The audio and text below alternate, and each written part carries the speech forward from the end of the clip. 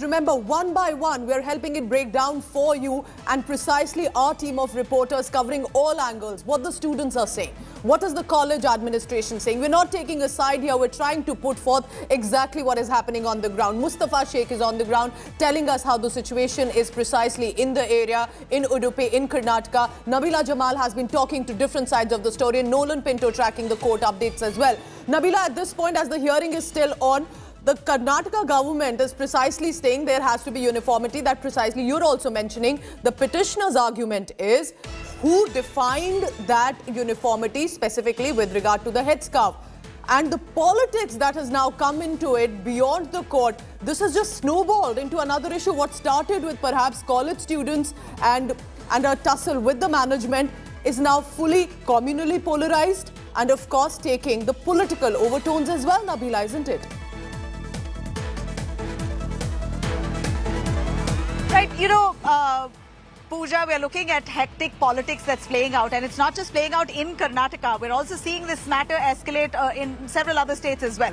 In Karnataka, to be specific here, you have Minister Ishwarappa, who's made a very shocking statement there, Pooja. He says the saffron flag over time will take over the tricolour. That's on the lines of what he said, which of course the Congress has now used as ammunition, saying that this really exposes the mindset of the BJP. This issue has really taken an entirely political turn, with now the students now being backed by the SDPI and the PFI, and that's what's all the more shocking, that this has now been backed by political groups, while on the other hand you have the alleged ABVP's involvement in pushing for students to come with saffron scarves to oppose the girls with hijab. Apart from ABVP, there's a lot of talk about other right-wing organizations and groups who are backing these the counter protests against the girls with hijab. So this has now become a real political slugfest, with Karnataka just barely a year into going to polls. We're looking at Karnataka getting into polls in 2023. That's next year, and it seems like the stage is perfectly set for political parties to really reap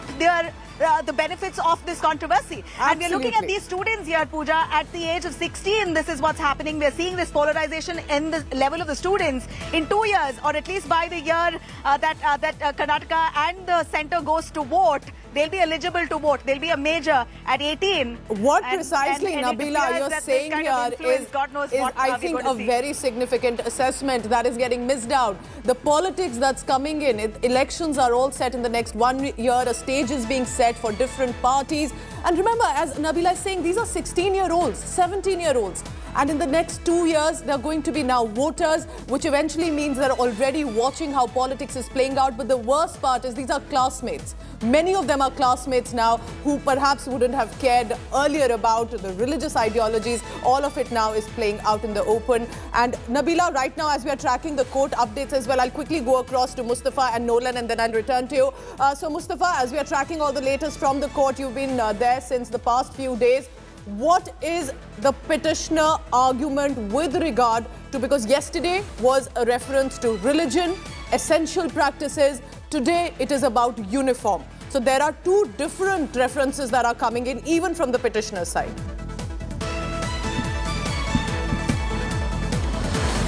Well, yes, today what it's being mentioned is that there has been a code which has been set up by the government, Karnataka government, which says that hijab is not allowed, and that's what the Advocate General is mentioning while he is arguing in front of the court. And the Chief Justice has clearly gone on to say that it's concerning because colleges and schools had just opened up after the pandemic, and now they are again shut. This is a cause of concern. So the court is also resonating the concern which the parents, which as citizens, people are having, is that whatever the issue may be, whatever the decision may be, shutting down schools and colleges could also endanger and affect the future of the studies of the students, and that's the big point. That's the reason why this matter has to be decided upon immediately. But as Nabila was earlier saying, that there has been so many political reactions which have taken place. Even the Advocate General, while mentioning, he's clearly said that students should adhere to uniform. Some wearing hijab, some wearing saffron shawls will not work, which means that it's clear that if hijab is allowed, then saffron shawls will be worn in the classroom. So this is the kind of and where does narrative it stop then? Because then it opens a Pandora's box, and that is why court will have to be very clear in whatever order that is passed, and we'll of course be tracking that. Nolan, any update coming in from the court before I come across to you? Remember, constant updates coming in from the Karnataka High Court. Third day of the hijab showdown, and the matter has reached from the schools now to the High Court. And remember, from a single bench to a larger 3-bench right now. Nolan, over to you. What is the update from the court now? Well, Pooja, just a few minutes ago, we spoke about how Advocate Kamath had asked for interim relief, or he said that the urgency is this: the students are outside, the college exams are to be held. Finally, the Advocate General has now spoken. It's very interesting what he has said. There are subsequent developments after these petitioners. Some students have started coming wearing saffron shawls. This is what the Advocate General is saying. There was a lot of commotion, and subsequent to it, the state declared that colleges be closed for 3 days, 9th, 10th and 11th. The Advocate General also adds, state has passed an order that all educational institutions shall decide their uniforms pursuant to that colleges have decided. And this is what we were discussing earlier, Pooja, which is known as the CDC, the College Development Committees. They will take a call. The Advocate General also says, we also want to start the institutions. We want the children to come. But he adds, we cannot start with one set of students coming with headscarves and another set coming with saffron shawls. They must go back to status quo ante. This is, he says. He also added, without insisting on particular dress code, they must adhere to the dress code as of today. Subject to what Lordship holds, as a state, we are concerned apart from law and order issues. Now, the Chief Justice then questions him, saying, situation returning to normal after COVID, now colleges closed, this is not a good situation. So Advocate Kamath intervenes. He says, let the headscarf continue. Court can decide later. Meanwhile, he says it's a custom, it's a practice for them to wear a headscarf. It won't cause harm to anyone. It's not an issue of public order. Interim order, let them wear a headscarf of the same color as the uniform. This is what the students have been saying. However, he also added, that is Advocate Kamath, that the Advocate General says that college committee will take decisions. This is totally wrong. So as of now, they are still arguing on this main issue. Advocate Kamath says that please give us an interim order, a relief. Exams are due. April 16th exams start for university exams. Let them wear a headscarf. It won't create any hassle.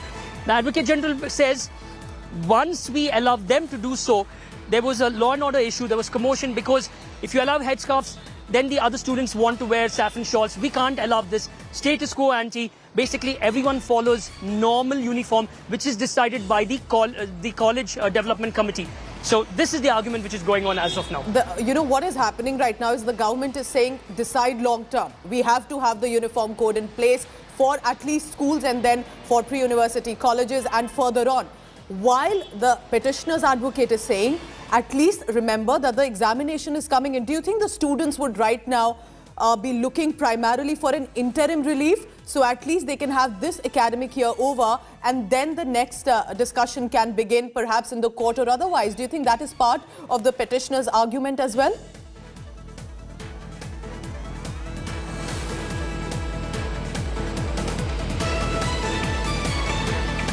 Nabila, if you can hear me, do you think the interim relief would be perhaps what the petitioner's arguments would be seeking primarily, because just months to go, already they are missing out on their classes. So at least these next few months of interim relief is what the petitioner's argument will be seeking from the court right now? Right. In fact, Pooja, that's of course the focus here. If not for a full judgment or a verdict, at least an interim relief, and that's what has been the request by both the petitioner's advocate as well as the advocate for the government and for the college here, saying that at least an interim relief. Petitioners have been insisting because their college exams are just about a month and a half away, and remember, none of these college students are getting online education either. In fact, they were offered online education, but they said we've already wasted a year in the pandemic. We've not got any classes. Now we want to be appearing in person and therefore ask for interim relief. Now the one judge, the judge that Judge Dixit, who was actually hearing this, said that even the interim relief is now the prerogative of the Chief Justice, who's also part of this 3-judge bench. We're hoping at least for an interim relief there for sure. And Nabila, I just want for our viewers also a certain clarification on this, because you've been talking to different sides. Is this just pre-university college?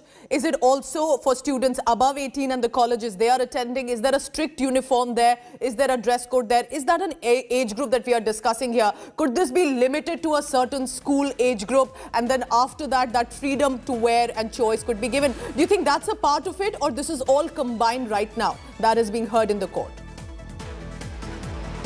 See, Pooja, here, speaking of this college in question, where I am standing at as well, the government PU Women's College is only a college for PU students, that is 11th and 12th. And this comes under their the primary and secondary school. It's basically an extension of their primary and secondary school. This is an extension of the same school, which is a college for 11th and 12th standard girls. And yes, uniform has been made mandatory for these girls, but that uniform never explicitly detailed whether a scarf, a headscarf which matches the uniform is part of the uniform or not, which is why you had in the past seniors batches before these girls who are already wearing the headscarf and were allegedly, let me tell you again that these are the claims made by these petition girls, that they were constantly being harassed by the authorities of the school, management of the school, and the classmates who are non-Muslims, asking them to take off the scarf. Now, apart from this, now speaking of the age group that we're speaking of, apart from this, because of this controversy, at least 7-8 colleges in the vicinity, which has students all the way from PU to degree. I'm talking about students all the way from 16 to 18 to 21. All these colleges in the vicinity have now banned hijab entirely. They've said that we will not allow for hijab inside classrooms because the protest is going on. The matter is in court, and until this is settled, you cannot come inside classrooms with the hijab. So it started off with the PU college, but now it's gone on to even degree colleges as well in the vicinity, which earlier allowed and now have banned. So, of course, there are a lot of sensitive angles coming in. Nabila is also talking about an aspect and a claim of bullying that it appears some of these students are saying they faced. While in the vicinity, if there were girls wearing hijab till now, the headscarf only, even that for now has been restricted, and that is why time perhaps is what the petitioners are saying are important here. I'm quickly going across to Shija as well. Please stay on with me. I want our viewers to take a look at the screen. Constantly on one side you have what the controversies are coming in, what is also the petitioners have said in the court. So from the street, from the court, that is what we are putting out for you, while our reporters are on the ground from different angles. Shija, you've been in Udupi. You've been trying to assess the ground situation. Right now, all the schools, are you saying, around you have restrictions, have been shut for a few days, and that will likely depend on what the court says and how they open, and for students, whether or not they will and can wear the hijab.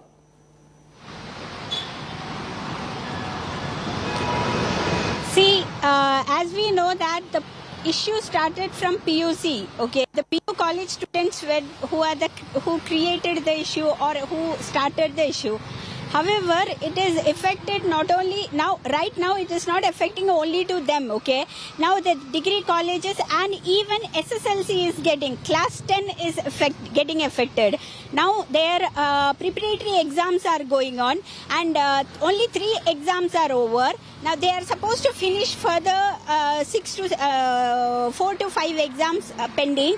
So now these students are confused what to do, when they will have another date or when their exams will be conducted. See, SSLC is very important to South, all the students, but in South especially, and Udupi is always number 1 to number 2 places, you know, most of the time in SSLC exams. So now what happens is preparatory is pending. They don't know how to take the issue further. You know, the students are getting confused. It's not so. Not only the these things are affected with PU students, but for the others also. So this problem should be sorted out at the earliest, okay? But as we said, you know, Eshpal Suvarna, the College Development Committee Vice President, he said that there is no compromise, you know, they have to either study in this government college. Most of the students who come to the government college are poor. So they can't just take their own wish, or they can't make us agree for their dress what they want to wear. They have to obey. They have also signed the consent letter in the beginning and taken oath without hijab and all. So he have his own claims, and he is not ready for any kind of a compromise. So this is then what Shija is telling us is very important from the ground. Shija is telling us this is a complete showdown between the management and some of these protesting students. And importantly, this is spreading to different age groups, about standard 10th as well. They have their exams, and of course the pre-university colleges have their own exams as well. What happens to them and the higher education? And Nolan, I want to come to you across, because take a look, Nabila Jamal, Shija, Mustafa Sheikh, Nolan Pinto, all our reporters from different locations, so you get the best updates from the ground and from the court. What is the AG now saying, Nolan, and also what senior advocate Sanjay Hegde is putting forth as the petitioner argument? Because is this about essential to religion? Is this about right to education? What aspect is being covered by both sides of the arguments to the court? Well, Pooja, Advocate Kamath, representing the Udupi students, says that the government order says that headscarf is not essential.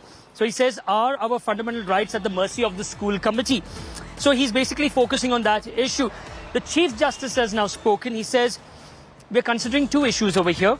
We are considering the issue whether wearing of headscarf comes within the fundamental right under Article 25.1. And he says one more question which may require consideration is whether wearing of headscarf is part of essential religious practice. Now, Advocate Hegde says primarily it is this. If we go into the question of essential religious practice, he will have to place verses and commentary from the Holy Quranic or Quranic verses, he says. He also adds, but there are girl students who have a very difficult situation or problem as of now. It is easy for the Advocate General, he says, to tell them to get back to college. But should they be asked to take a conscious decision to stifle their conscience and go back to school? He also says there are some things which can wait for resolution. Something before fire comes, they have to be doused. And he adds that is why I chose the lesser ground. There is wisdom. I'm not being a maximalist. And he also added, this is not just a case of essential religious practice. This is also a case for essential education for the girl child.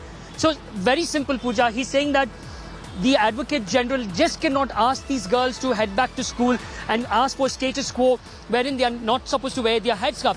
But the Advocate General makes it very clear and very simple. If you allow them to wear the headscarf, then you will also have to allow the other students to wear the saffron shawl. And that is not allowed by the government. So this is... And Anisha, that has already become so communally charged. These are students, and most of them minors, who are literally confronting each other.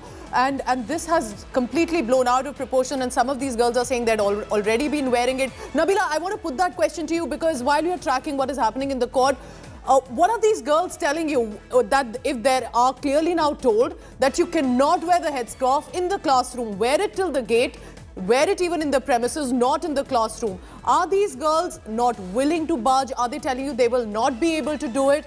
Because then what happens to their education? It will not be able to shift the school so easily, as the administration is saying. You know, Pooja, I'd like to remind our viewers that for a believing Muslim woman, she will not step out of her bedroom without a hijab, without covering her head. If there are male members in the house, they will not step out of their bedroom without a hijab. So a classroom or a college is still secondary for them. In fact, there were posters right here in Udupi that said hijab first, education next. And I fully understand why they would put something like that, because in Islam, they give importance to the hijab and the dress code so much so that everything comes secondary. Now, it's a whole different debate whether you want to discuss and debate about whether Islamic principles and tenets are regressive, whether they are suppressing women or not. All that is a whole different debate to be discussed outside educational institutions, not at an educational institution. This is a different discussion altogether, but the fact is that these girls who wear it find it so important to wear it anywhere they go, even if it means out in their own home in the dining room. They will not take off their hijab. They will at least put a shawl or a dupatta to cover their head, something like a gungat that will cover their head, their forehead until so that no strand of hair is visible, and they will wear a dress that will cover their sleeves entirely, of course, a full salwar. So where is this claim coming in? So what is that happening? What I'm trying to understand here, yes, Nabila, from you, because the administration is saying that at least till last year this was not the case. We have the pictures and they were all attending by the uniform. Then they start to ask, is that just one college? You're saying in other pre-university colleges these girls were wearing it and there was no problem. Because where is this confusion suddenly coming from? Absolutely, they were wearing.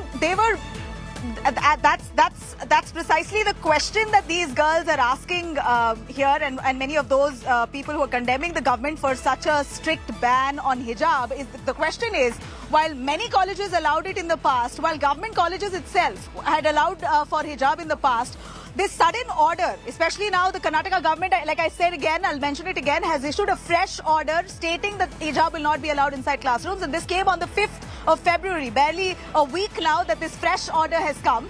Now the girls are asking, if this was allowed all these years, why this sudden change in rule? And that is for the government to justify or explain. But like I did mention, the Karnataka government says that the rule has always been there. Maybe successive governments never followed it in the past, but we will ensure that uniformity will be followed. Also, the Karnataka government has said it's at the discretion of every single institution to decide what kind of dress code they want to implement for their students in schools. So now, if you're talking about a private institution, we could understand, but here we're still talking about a government institution itself, which follows the government's mandate. That's very important. So this is specifically about government schools and colleges, and that is why they are quoting the government order. For private colleges, it could be their specific mandate as well. Mustafa Sheikh is also on the ground. Mustafa, because you've been trying to speak out to with the students, with the teachers, you're trying to assess the situation on the ground. What does it look like now? And I try to understand, because petitioners are saying we need one, law and order to prevail. We do not want stone pelting, lathi charge. We want these girls to return. And while the administration is saying they will not budge. So what is the sentiment on the ground that you're picking up? Because as of now, we saw not only pelting of stones, but also lathi charge. We saw confrontations between students, a single girl standing up to some of those students who were flaunting their saffron scarves. Very heartbreaking visual there. What is right now the situation on the ground? Any further protests of that nature while the hearing in the court is on? Well, since the time the schools and colleges have been shut, there are no protests seen in Udupi or anywhere around that area. But at the same time, we have to understand, unless the court, the larger bench comes out with a clear order or a clear verdict, it will be really difficult to reach a conclusion, because the things cannot go back to where it was, because there were some colleges which allowed hijab, and then there were colleges like where the controversy happened, PU Udupi college, where hijab headscarf was not allowed. So these are things which either the court decides, or either between the parents or the administration has to be decided, because as of now what looks like it was a situation which started one college which has really gone out of hand. So everybody, including the state of Karnataka, is looking towards the Karnataka High Court to give a verdict.